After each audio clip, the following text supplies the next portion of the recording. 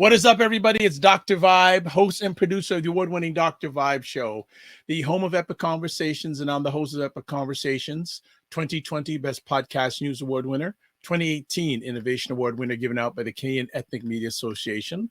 I also co-host and co-produce the only online show in the world for dads and fathers. It's sponsored by Dove Men Plus Care. And being part of that team, that team reached out directly and indirectly to over 100,000 fathers in 2022 and 2021. And as always, I'd like to say you're blessed, highly favored, a magnet for miracles, and a solution for someone's problem. And you are watching live the Dr. Vibe Show. So before we get our friend up here, and she has long days all the time. So we value her taking some of her time and energy to spend it on us. So before we go any further, just a few things. As always, please subscribe to the Dr. Vibe Show, especially on YouTube, and hit the notification button. Also, follow the Dr. Vibe Show on Facebook, LinkedIn, and Instagram. And also, if you'd like to advertise your business, product, or service on the platform or any of the platforms that I host, just email me, dr.vibe@the.drvibeshow.com. As I said, we have one of our most special friends coming to the platform, and she makes myself and a lot of other Black people's, and I think non-Black people's lives better.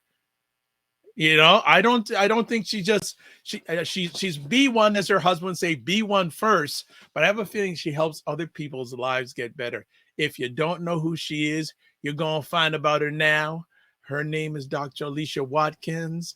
What is going on, Dr. Alicia? How you doing? I'm doing great. Now, how are you? I love asking you how you're doing. I am blessed, highly favored, a magnet for miracles, solution for someone's problem, and Black Alicia. Sorry, Yay, I forgot the Black I love it. Black Alicia. So I'm doing fine. And what's going on in your world these days? Man, I'm getting ready for the All Black National Convention in Atlanta starting on Friday. I'm traveling out tomorrow, bringing the whole family with me. The whole family's going? Let me tell you, I had to make some phone calls to these schools and say, your students will be missing. So wow. Yes, a family affair. This is our exciting time.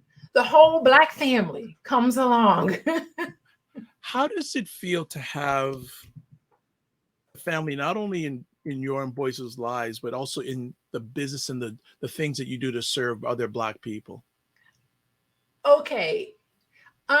It gives me a sense of purpose because it's so fascinating just preparing for today. And I was reading over all this stuff about the Black family and trauma, and I tell you, having like your own business and having the family contribute to this business, and the fact that what we do is we serve primarily other Black individuals, and we have like a very clear message on how we're going to do that. It's healing. It's therapeutic. It helps to give us purpose, because thinking about Black families and all of the trauma, it almost makes me feel a little angry. And I think like allowing yourself to be angry is also therapeutic, because you should be mad at what's going on. If you're not, you're like have totally disassociated from the situation and just want to put blinders on and not want to acknowledge how we as Black people have been treated, not only in America, but in the world historically. So anyway, yeah, it feels really good to have this purpose. I feel, honestly, Dr. Vibe, I really feel honored. I really do. And I didn't, like, when I first started dating Boyce, I mean, we've been friends forever. When I first started dating him, I was like, no way. There's no way I am doing this.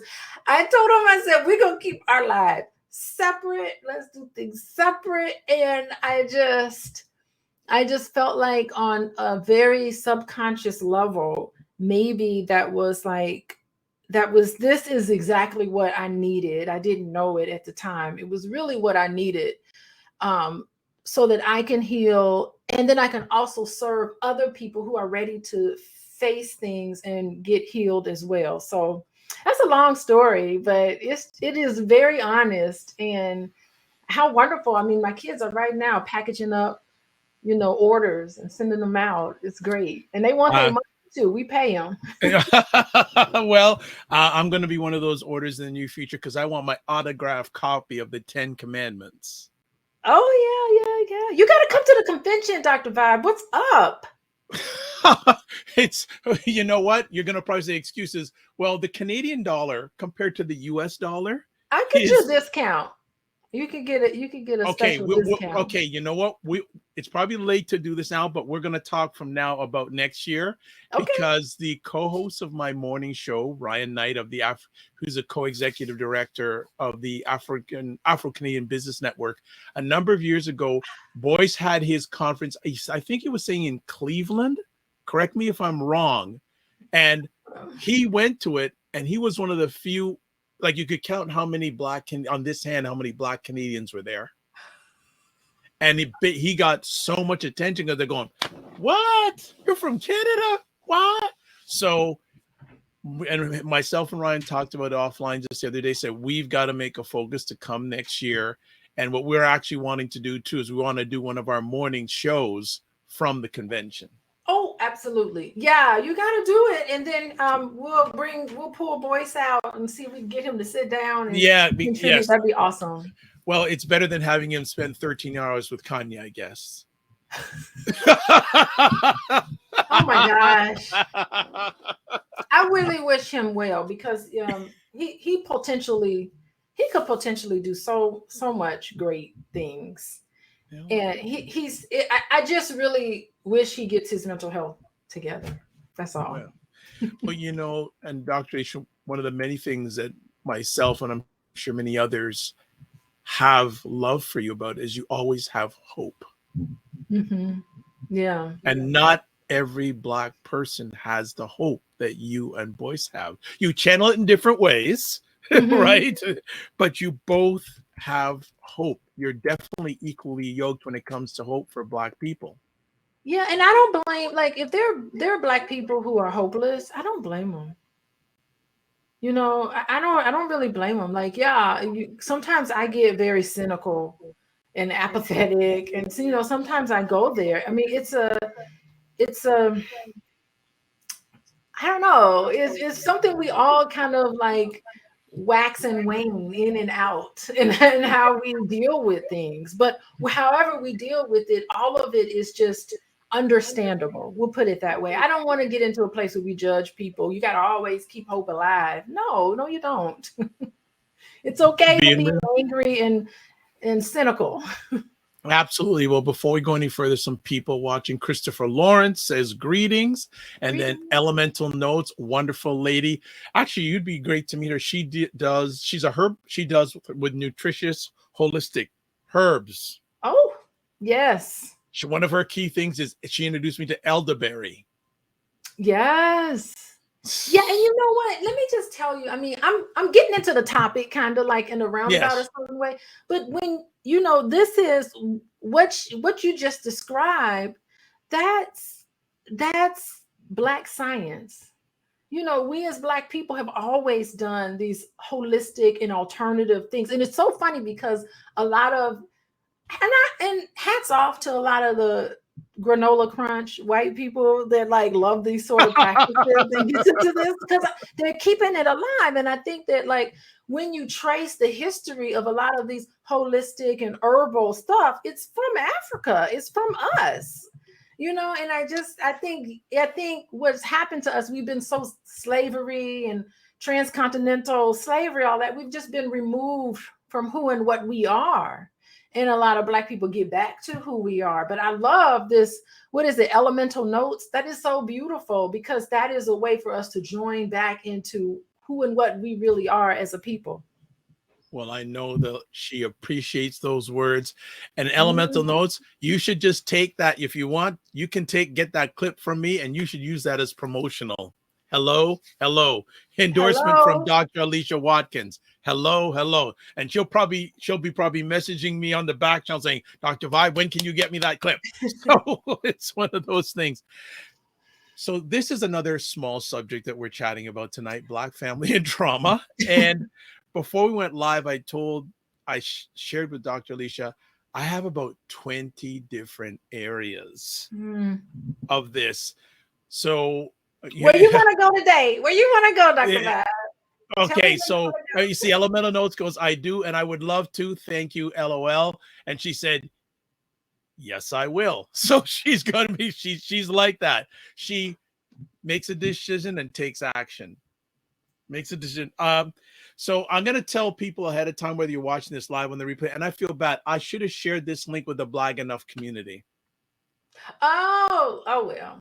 Are you on there, Black Enough? Yes. Well, it's now. What's it now? What has Boyce called it now? He's calling it to B1 Nation. He decided to change the name. Yeah, b1nation.us. So if you want to join a great online group with like-minded, smart, as Dr. Boyce would say, smart and intelligent Black people, go there. They'll ask you 3 questions and you'll get in. But what I'm going to do is when I finish this, I'll give the replay link and I'll post it in there. But next time we'll make it happen live. So this may be a long, this is not, I think we're going to look at a multi-part series about different elements of Black family and trauma, because just the first conversation point I'm going to bring up, we could go forever. Wherever you want to go, I'm going right on with you. Okay, well, I appreciate that. So let's talk about Black family and trauma, historical trauma, like the historical trauma faced by. Yeah, I mean, historical trauma, it is related to intergenerational trauma. It's a part of intergenerational trauma. And it happens like across our lifespan and also across generations, right? So it's, and you think about historical trauma, you always think about mass group traumatic experiences. And I think one of the wonderful examples of that is slavery. It's a historical trauma within Black communities. And I think it's still recognized that we as Black individuals and families are still wounded by being kidnapped, stripped of our ancestral culture, our herbal culture, and separated from family members during slave auctions, inhumane treatment, the slave codes. Even after slavery was abolished, you still have years of Jim Crow lynchings, all sorts of brutalities. And I think just Black people have just been subjugated to all sorts of different types of historical trauma. And I think what's interesting is that even in my practice, I get a lot of individuals who have current trauma. You know, they have things going on currently. But when I sit and talk to them, a lot of it is compounded by this historical trauma, even just passed down intergenerationally. Yeah, I mean, their grandmother, you know, all of these things that their grandmother has experienced, their grandfather has experienced, all of these are just passed down. So it just kind of like has a cumulative effect on who we are. So that's what the historical trauma has done to us. And even before slavery, I mean, just think about the invasion of white people into Africa. Think about how Africa was before white people came there and stole people away. You know, think about agriculture. Africa was a place where there was rich resources. You know, the weather was conducive, the soil was very fertile. I was talking to a friend of mine from Africa, and he said, shoot, you throw a seed somewhere and something's going to grow. You don't even have to think about it. So think about that. That means historically we came from a place of abundance. That means that we didn't have to fight each other. We didn't have to be evil and mean to each other because resources were limited. We historically come from a place where there's ample resources. And if you think about, like, and part of that is in our culture too. And when I think about invaders, until the invaders came in, you think about that, you know, Europe is a cold rock. You know, there's not a lot of fertile thing. Resources are limited, and there was a lot of fighting. There's a lot of just nastiness because it's cold, it's dark. There wasn't plenty of anything. So if you think about it in those terms, that had an effect on our culture and who and what we are. We're very open, we're very loving and forgiving because we come from a place of abundance in terms of agriculture. And a lot of that has been taken away from us. We've been stripped of our culture and placed in slavery for 400 years. Thank you for sharing as always. I want to go a little Yeah. deeper on this. In what ways, through your lens, do you see that many Black people have not been able to break historical trauma? What sort of behaviors or thought process that you see, whether it's in your practice or in general society, you still see the effects of historical trauma amongst many Black people? Yeah, I teach this in my class because every student in my class has to read the story of Henrietta Lax, the immortal life of Henrietta Lax. I don't know if people have ever heard of Henrietta Lax. People in the chat, have you heard of Henrietta Lax? No, please educate us. You haven't? Please. Okay, No. Henrietta Lax was a African-American lady in Baltimore, Maryland, who had cervical cancer. And during the time they were treating her for cervical cancer, they took her cells without permission. So I teach research. And so every student in my research class, they all have to read that book and talk about the ethical violations, right? But really, what am I teaching? I'm teaching historical trauma to social work students, right? So they took her cells without her permission, and her cells just would not stop duplicating. Long story short, scientists got a hold of this. It's called the HeLa cells. Scientists got a hold of this, and based on the cells of this lady who was living in abject poverty at the time, they built $1 billion industry. Henrietta Lax's cells has been the cure of numerous diseases. Polio vaccine, all these vaccines have been used. All of these labs, research labs, are using her cells that were stolen from her. Right. Built this $1 billion industry off her, and to this day, her family and her descendants are still living in poverty to this day. And there was a lady, a white lady by the name of Elizabeth Skloot, and she learned about it and was like, how's this even possible? What? So she went on this quest. She was in a community college, believe it or not. Some community college lady learned about this and was like, wait, how is everybody not in uproar about what's happened? So she went on a quest to document the story of Henrietta Lax and wrote a book on it. And that's the book that I have my students read. And we have lots of online discussions about it. But, that is what I do in teaching students. This is, I say, listen, in Baltimore, and everybody knows about how Black people were treated medically. There's what's called healthy paranoia. Black people don't really trust psychologists. They don't really trust social workers. They don't really trust medical professionals because of all of this historical traumatic things that's happened. I was born in Tuskegee, Alabama, John Andrews Hospital, ground zero of the Tuskegee experiment. Wow. I was born in that hospital. Okay, say that again, because I want people to hear that. Please say that again. Yeah, I was born in John Andrews Hospital in Tuskegee, Alabama. And it was funny because my parents were living in Auburn, which is like a half hour away. My dad was determined that I was going to be born in John Andrews Hospital. So he had to push my mom in the car and rush down to Tuskegee because he wanted that to be part of my birth story. And I think, and that's kind of interesting, but I think that at the time, John Andrews Hospital was, I think, one of the very first hospitals that would serve Black patients. that would work with Black patients in the South.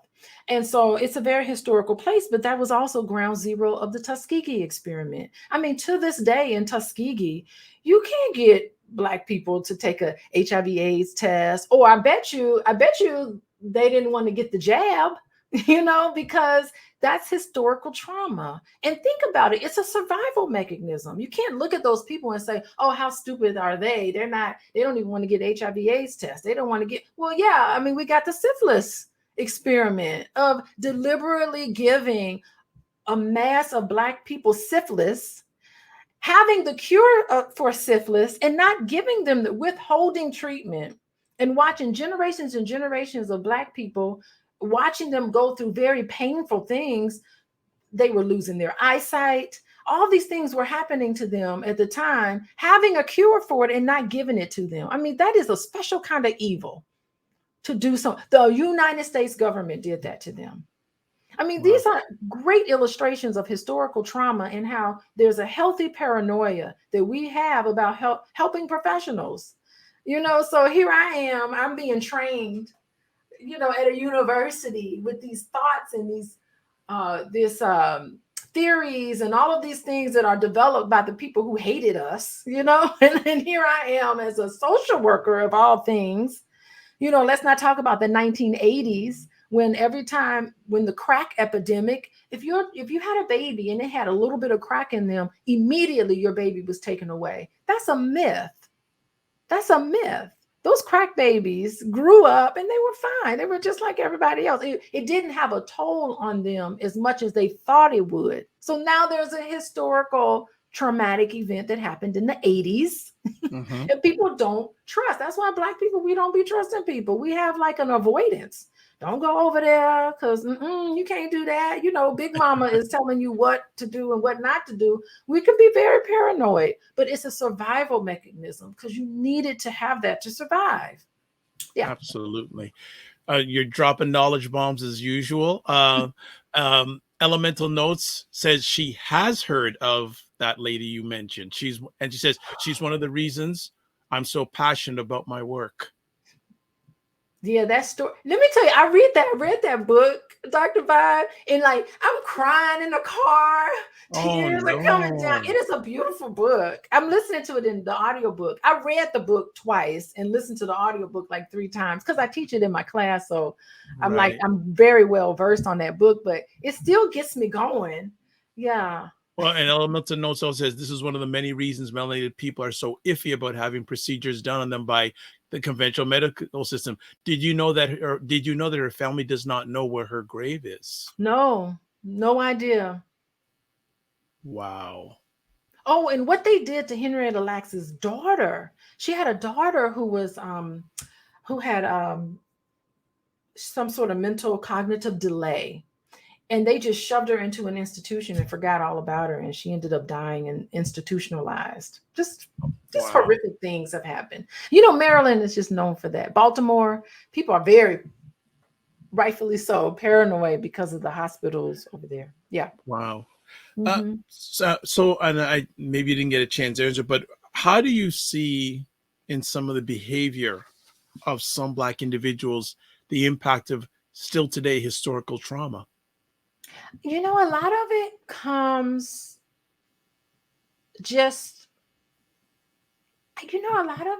from how Black people raise their children too.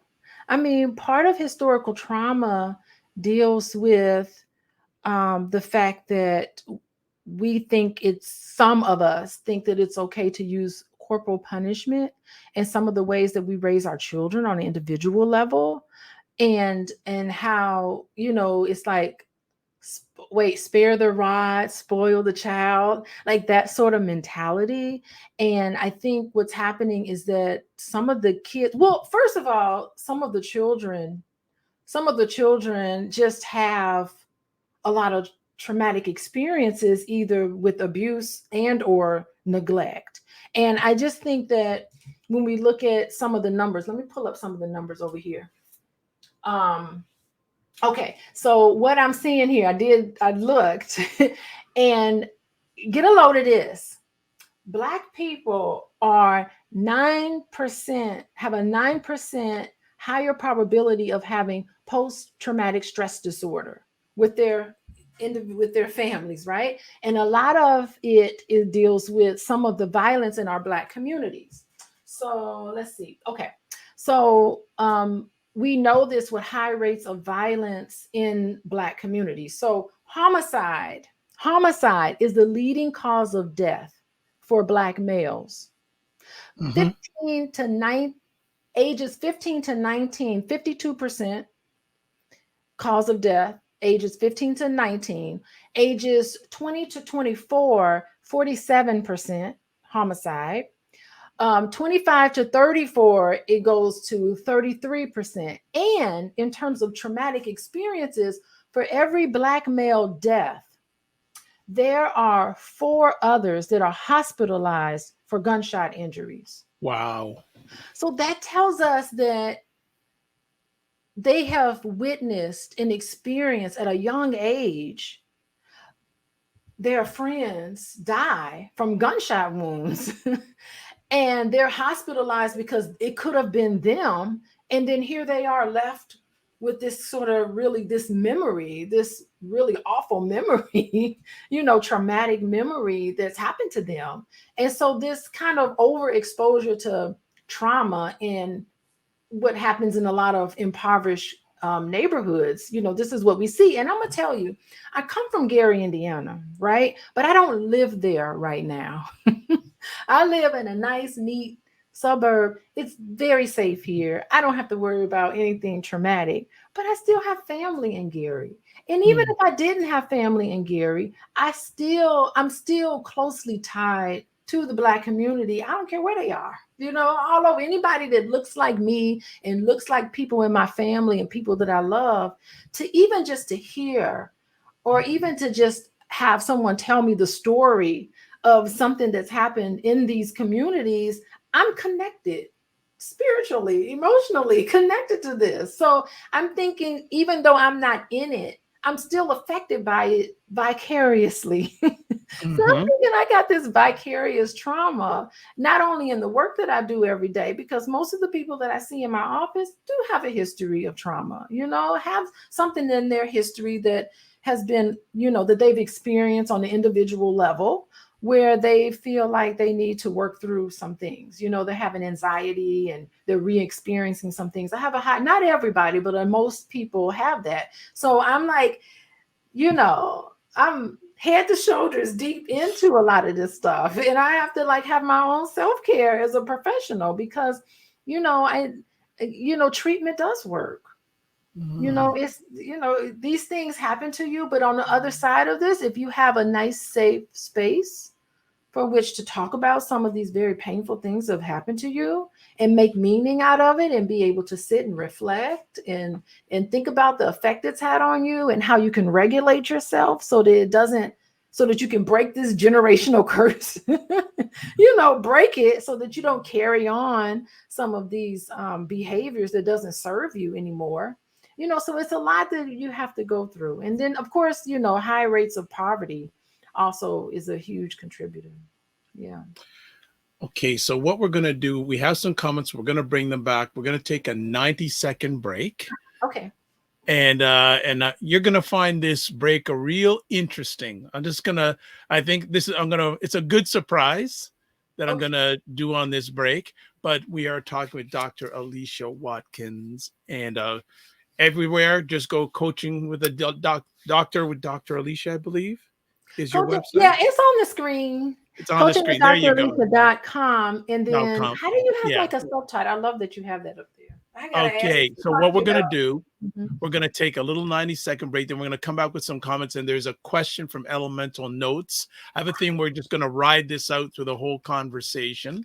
And this is part of a series. I'm officially saying we're going to be doing a Black family and trauma series with Dr. Alicia. But we'll be back in 90 seconds. Hold tight. Here we go.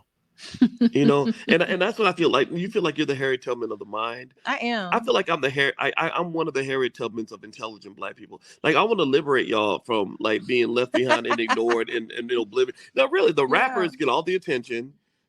Seriously, does anybody else feel this way? Like ignorant Black people, they'll be all up, getting all the headlines on the shade room, Overly and sexualized Black over folks. like the twerkers and the just people that don't always represent the best of us. The diversity. Like people like Dr. Vibe. Like everybody should know about people like Dr. Vibe. They Dr. really Vibe should. he's trying to do good work for Black people. Dr. Vibe from Toronto. Good to see you, my brother. Dr. Vibe. Everybody follow Dr. Vibe. He has a great show. He's very good at what he does, and I have a lot of respect for him. Okay, so let me hop into this. What's up, Dr. Vibe? How you doing? Everybody, if you see Dr. Vibe in the chat, everybody go follow the Dr. Vibe show. Dr. Vibe is a real smart brother and a good human being. I like the guy a lot, and he's very intelligent. And I think everyone should pay attention to what he's got going on. We got to shine the spotlight on the intelligent Black people out here that are really doing the good work.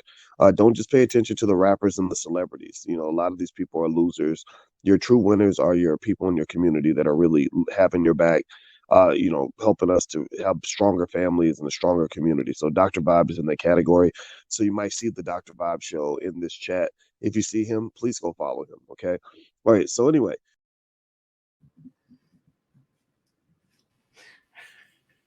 That's so wonderful. I love that you've been paying attention.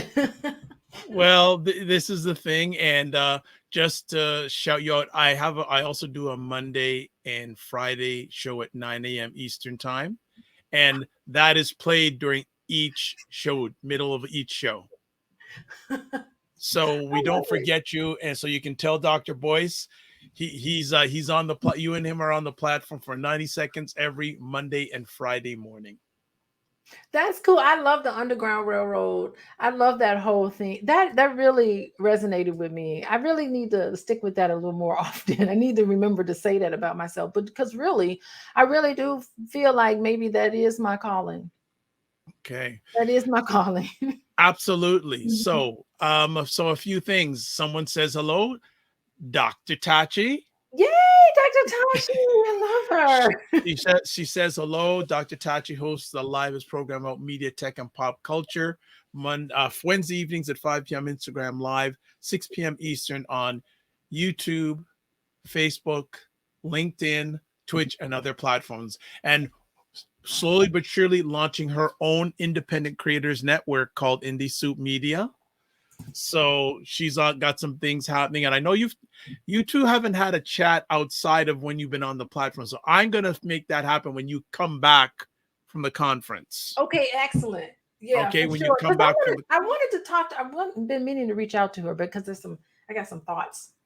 Okay, Dr. Tachi, you heard, and Dr. Alicia has shared some of those with me, but I'm not gonna say nothing. I'm just gonna bring you two together. I'm gonna play three monkeys, hear no, see nor speak no evil, and I'm just gonna share those comments. So this is gonna be good. Elemental Notes is saying, "Hey, Dr. Tachi." So they're like digital family, and Dr. Tachi goes, "Yes."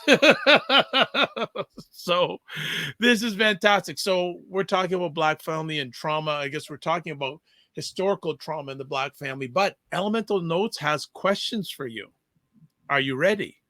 Okay, what lay it on me. What you got? All right, lay it on me. All right. So first question, okay. So she has, in having this type of historical trauma within us genetically, what are some of the positive and successful tools or things we can do to build meaningful relationships today?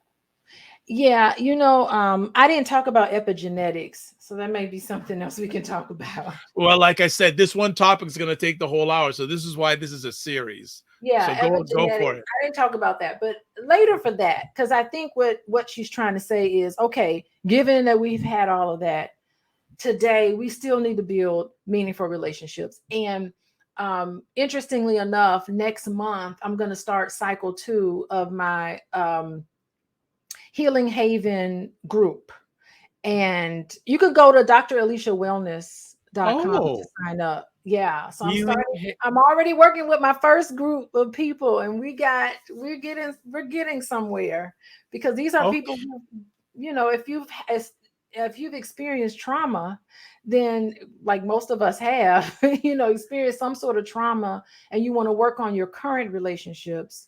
I'm doing my second cycle in it's going to be the third Sunday of the month, and it's going to start in November 19th. I think is the third Sunday in November. So you can go to draliciawellness.com to sign up. I think the website was launched today for the convention, but anybody can go up there and sign up for it, because that's what we're working on, like how we're going to take whatever has happened to us in the past, and I have an avenue on how you can consciously kind of lay out, given all of the things that you've been going through, how can you now regulate yourself so that you can live your best life? Like for real, like, you know who and what you are and why you were born.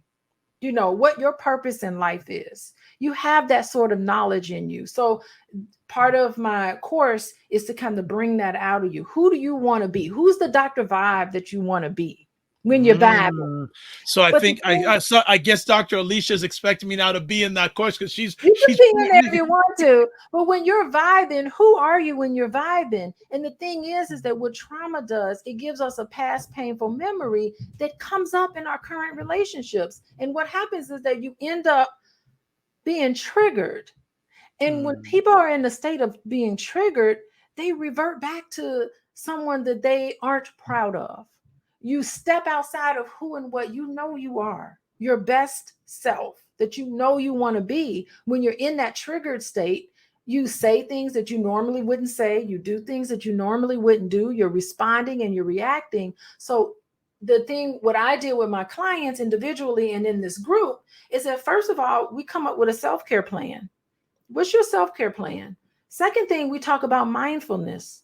Like, as soon as you're triggered, how you can help your current relationships is to stop and say, wow, what's going on with me? And then you have to consciously be able to do this. Stop and think about how you're feeling, what you're feeling, and why, instead of reacting. So many of us are so reactive to our environment, but it happens when you're depleted, when you overextend yourself to people, when you don't have a good self-care plan, you're not getting enough sleep, you're not eating right, you're not exercising, you're not taking baths, you're not taking time for yourself. Because a lot of individuals who have a history of trauma, they feel bad for putting themselves first. You know, because no one, think about developmental trauma. Developmental trauma is saying that the people who took care of you when you were little, they didn't put you first. So when you grow up, how are you going to put yourself first? It's going to feel awkward to you because you've never experienced that. So we get back into experiencing how to put yourself first, not only because you got responsibilities, but you can't give to someone what you haven't gotten. So I think in current relationships, you need to start to learn how to do self-care, be mindful, learn how to set boundaries, and that helps to build your confidence so that you can put your best foot forward, being you, Dr. Vibe. Wow, we could go for about, because I was going to say to myself, I'd share some of my own journey, but it's not about me, but you triggered in a good way some thoughts of my journey. And it's interesting, So here's a question for you in regards to historical trauma. If someone wants to know if they're experiencing historical trauma, do you have any suggestions? I know there was a test that you haven't talked about in a while that you recommend. It's the something test. Adverse childhood experiences? Yeah. Is that the ACEs? It's called the ACEs test. Yes. And the ACEs test asks you specific questions about what went on in your household before the age of 18. And they ask you 10 questions. And the higher you score on the ACEs, the more likely you are to have medical problems, heart disease, liver disease, obesity, issues with the law. Various things will happen to you the more times that you've had this. So what are some of the things that's happened to you when you were younger? It asks you about, did you witness your mother being physically assaulted? Did you have someone in your family who went to jail? Did your parents divorce or separate before the age of 18? Did someone humiliate you? A caregiver humiliate you? Someone physically abuse you? It asks questions like that. Was there someone in your household who was a substance abuser, struggled with substance abuse? So it asks you questions like that about the childhood environment of which you were raised. And if you say yes to any one of those questions, you get a point. So it's from a scale of 0 means none of these things happen to 10. And there's people who scored, I've worked with people who scored 10s. I've worked with people who've scored really high on the ACEs. They ask about sexual assault and stuff like that have happened to you. And so, yeah, so, that has an impact. It definitely has an impact on your current functioning. Just being, I think how you cope with some of those things. If you had an ACE, oh, good, you pulled it up. Okay, so people can take their ACEs score. And we use it and we apply it in a lot of different ways. So when I work with Boyce, which is another topic with trauma, is we get into financial trauma and financial anxiety. And so we work with a lot of people in Boyce's, the Black Business School, about how people take the ACEs and why do you have anxiety when it comes to money? And we know that 80% of your purchasing power has to do with emotions. Emotions. So if you're not able to get your emotions under check, then you tend to spend, or you tend to be a person who hoards money because you're afraid that you're going to lose it. No, this is so good because so for people who are watching on Facebook or on my Facebook platform or my YouTube channel, I've put in the comments the link to the ACEs tests. I also just put it up on the screen too. So you may say, okay, I can't copy it. Well, if you're watching on YouTube or Facebook, it's in the comments section. Click and you can go for it. And I'm glad that Dr. Aisha's talking about this because it's funny. I've taken it, I've given it to some people and they're shocked. It shocks them going, wow. And I'm saying, okay, well, with these results, what are you going to do next? Yeah, I mean, I think, listen, when I ask people, have you been traumatized as a child? Most people are going to say no. But when I ask people, listen, when you were growing up and you came home from school and you had a really tough day at school, who did you turn to help you deal with your problems? I ask all my clients that question. And it's funny because sometimes people say, oh, I went to my mom. My mom helped me. Or my dad. My dad was always there. My mom was working. My dad was always there. Or I had my grandma who was always there. But you'd be surprised, how many people say, I didn't have anybody. Yeah, that's trauma. Yeah, well, okay, so I'm going to instill a little bit of my story into this. Okay. So while I was growing up, if I did wrong, my dad would give me the belt. Mm-hmm. And it really impacted me to the point at times I was afraid to talk to him. And it took a long time. I think it was in my mid-20s. And this trauma was building up in me for years. And I finally got enough fortitude, guts, whatever you want to call it, to say, you know what, I got to speak to him about this. And so there he was. Now, my dad loves music. For those who do not know, he's a member of the Vinyl Record Collectors Association of America, right? He has, like, if you ever come to Toronto, Dr. Alicia, he had a man cave long before many people had man cave, right? And it's all albums, pristine, put away nicely. My dad still has a reel-to-reel family. He still has a reel-to-reel recorder. So there he was, and he has speakers underneath his bed. That's a whole other conversation, right? So there he was one day, and I said, you know, I gotta tell him this now because it's impacting me. And I said, I don't care what the impact is. I just want to get it out. I said, Dad, I love you. It hurt me. Just want you in a way I knew to raise you. That was how I was raised. Broke trauma for me. Because I heard it from him that he knew no other way. So that's all he knew. So I forgave him. But for all those years, it was building up in me. So that's historical and intergenerational, and historical for years. So, that, and also he was a teacher. So as I tell people, many times I felt I was more a student than his son. So Yeah, I hope that adds some value in what you were sharing with us today.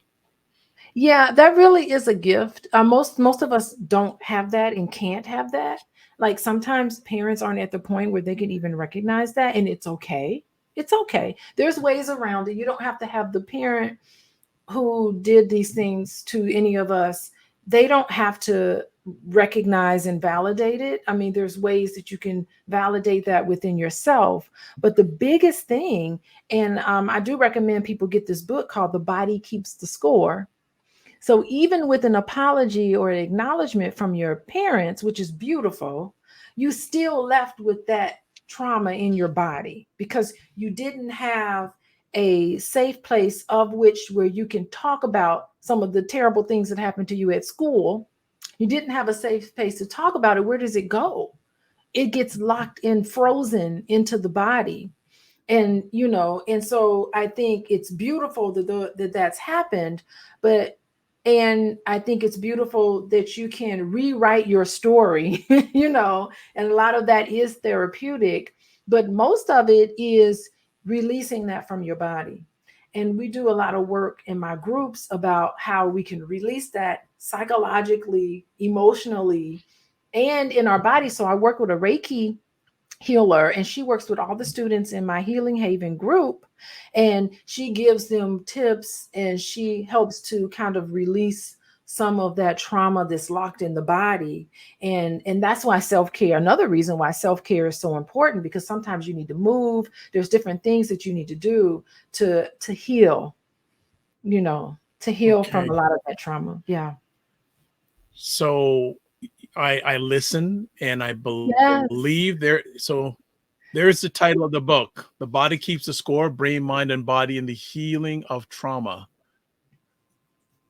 It's a great book because it's written for anybody. You don't have to be a therapist to read the book. Anybody can read that book. Okay. So, so just out of curiosity, Dr. Alicia, do you have a Dr. Alicia's reading list? I need to come up with one. I really do. Yes. I need to come up with one. Yeah, I'm writing that down. Oh my God. It would be amazing to have a preferred reading list of Dr. Alicia's, or this maybe you'll become the Black therapist. We'll call you and say you're Oprah's version of Black therapists. Oh, that would be great. I mean, Oprah's amazing. I like Oprah, although I talk bad. Yes. Yeah. No, I think, well, you already have enough to do. You're a wonderful mother. You're a wonderful Black woman. You're a wonderful professor. You're a wonderful wife. But maybe having a book club. There's some talk. Okay. Hey, you know what? Yeah, but it would be great to do a book club on Jada Pinkett's new book. That'd be a good one. To have a book club. I would join for that. I would join for that. I would join for that. But and any help that you and Boyce need to help to launch at, I'm in. Okay. I'm in. I think there's some talk. There have been some buzz around. Yeah, I think because Boyce has his every Wednesday night. He's got his reading of Dr. Claude Anderson stuff. But I think having I don't think you'd have a difficulty launching that at all. It's the key thing is you making the time out of all the other things you're doing to make it happen. But I feel that would go off very well from my lens. It's in the works. There have been talks of that. Yeah. See, Dr. Taji, yes, you should definitely have a reading list. There you go. No, like just some of the books, like I had never heard about the ACEs test until you and Dr. Boyce mentioned. I knew nothing about that. Wow. Okay. I knew, and I'm sure a lot of people nothing about that.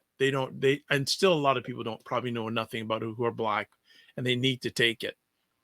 Yeah, you should take it because a lot of people just aren't aware. And that's the first step, is to just be cognizant of your own personal history. And just be cognizant of it. That's a good way to start. And and um and then you can kind of look at it and process it. There are a lot of people who are just curious about the behaviors. I was talking to a family recently, and they were curious about the behavior of one person in their family member who has mental health issues. And I'm like, read up on it. This person has mental health issues. Get some books and try to have an understanding, because mental health issues is like having a heart condition. It's a condition, and people have experienced things in their past, and that's the reason why they're acting out right now.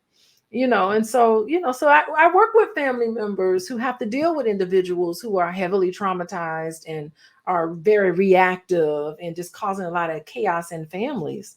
So yeah, we work to educate other people about what are the causes of trauma. Where does it come from? What does it look like? How do you know? Are you displaying that symptom? So part of it is just the self-awareness piece is so important. Okay.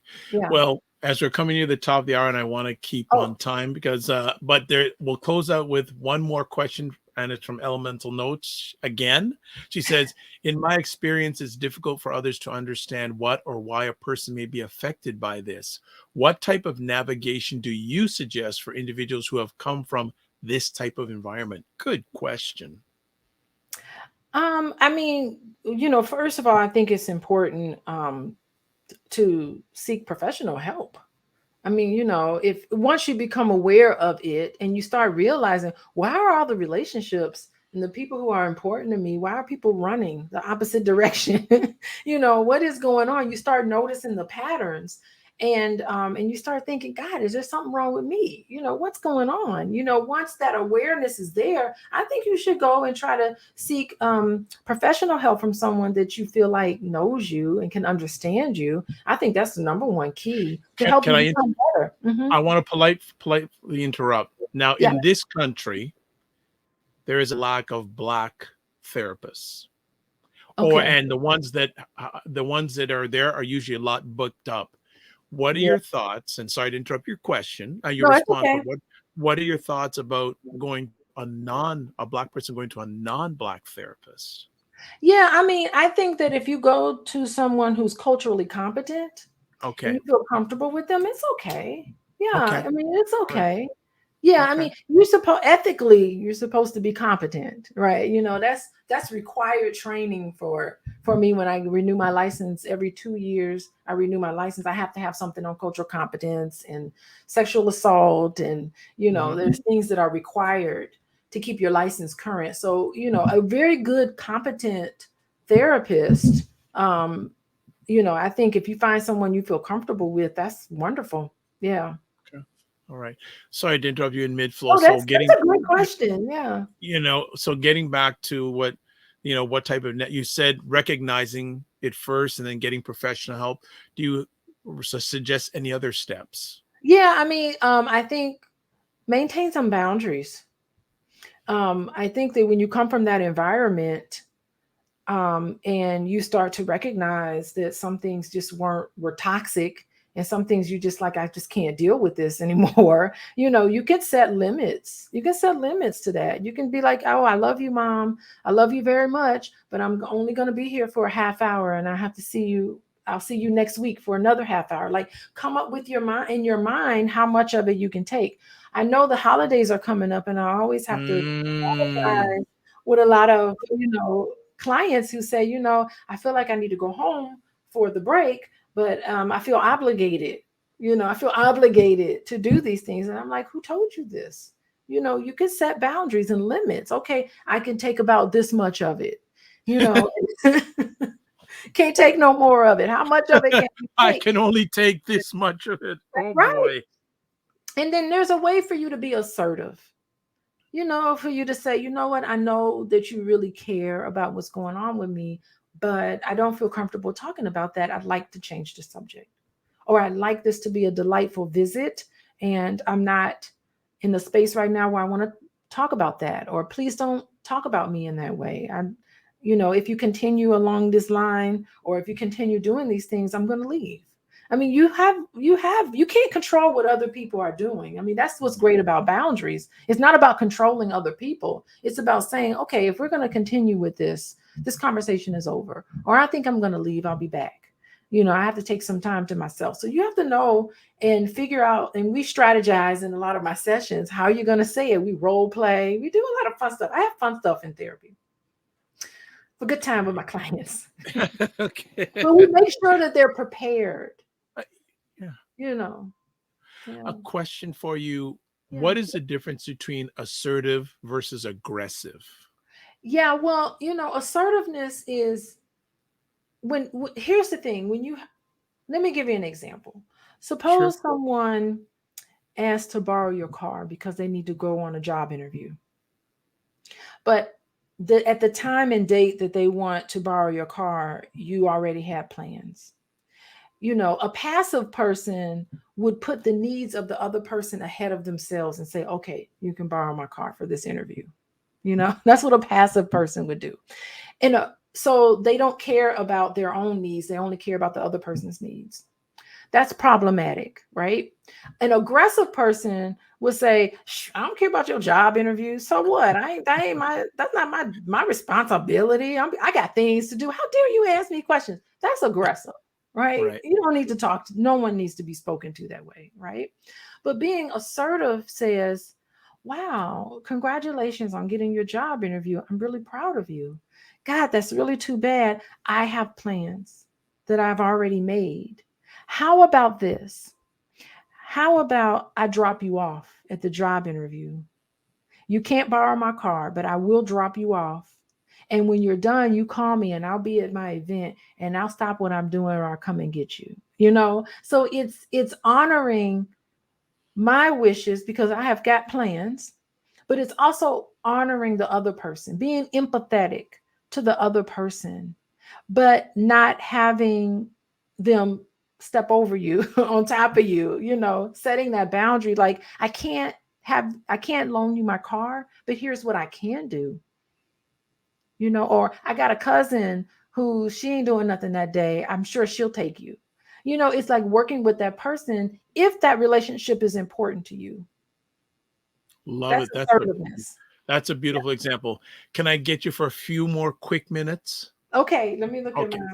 Okay. Do you have that appointment? Because if you do, we're gonna. I do. Okay, all right. So quickly. Okay, so two quick things. First of all, Element Note says I've heard some horror stories about some non-melanated therapists, including someone I know being told stop dating Black men.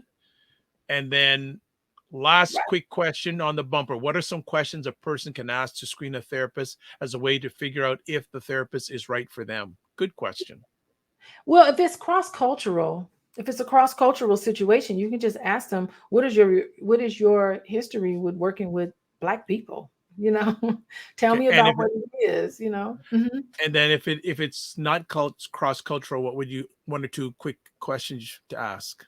I mean, you can ask them questions. I've had people ask me many questions about my background, my orientation, the type of training that I've had, how long I've been doing this kind of work, what success stories would look like, what would an example of a session would be, and then I say, listen, you can try me out. You don't have to. I mean, there are some clients that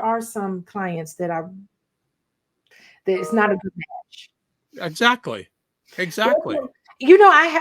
there's a couple of like Kevin Samuel-ish couples. And here I am talking about, okay, what's her voice in this? Let's give her a voice. Well, hold on. Let's honor and respect where she's coming from, her perspective, just as your perspective needs to be honored and respected. Let's listen. Let's digest. When I start getting into, let's listen to everybody. Okay, where did those things come from? When I start putting men and women on the equal playing field, and I'm like, hold on, she's your wife. So she has a voice in this and how she wants it to be. And I started doing stuff like that. And then quickly I started realizing this ain't gonna work. Well, look, Anyway. Boundaries of time. We're right at the top bumper. You have a client. So I want to say thank you and your family, Dr. Boyce, everyone, for what you are doing, have done, and will be doing. Elemental Multi is a big say. Thank you for being with us tonight, Dr. Watkins. This was very insightful. Dr. Vibe, thank you for being a vessel for this conversation to take place. No problem, one of many. Dr. Alicia, Yes. most importantly for you, make sure you don't just manage your time, manage your energy, and remember to give yourself grace. We'll let you go because I know someone's waiting for you. Yes, they are. Okay. Thank you, everybody. Be well and keep the bye-bye. All right, everybody. That is Dr. Alicia Watkins, coachingwithdralicia.com and Instagram at coachingwithdralicia. Thank you so much. Elemental Notes, Dr. Tachi, the others that are watching this live on the replay. It's appreciated, not taken for granted. This is going to be a series, family. This is going to be the Black family and trauma. As I said, I have about 14 different areas of Black family and trauma that Dr. Alicia is going to talk about monthly. So be ready for this conversation. Again, the ACEs tests, where if you're watching this live on replay on Facebook and or YouTube, the link is there for the ACEs test. If not, there it is right there. It's a little bit long, but if you just put ACEs tests in your favorite website browser search, there's a number of different sites that have it. I just took the top one that was in the search engine that I use on the reg. All right, so that is it. That is all. Now, the epic conversation, glad you could make it.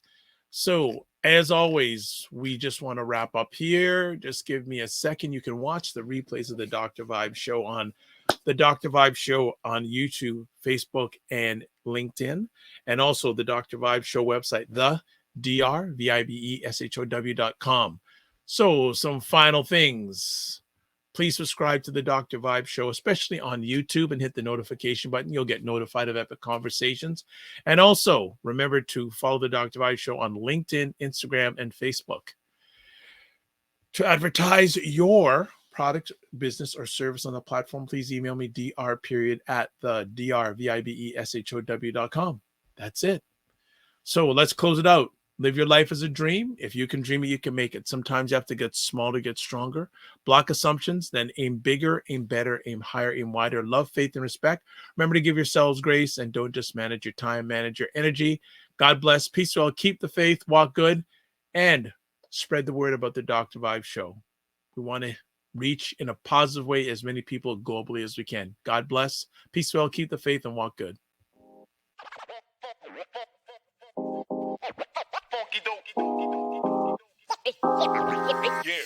Yeah.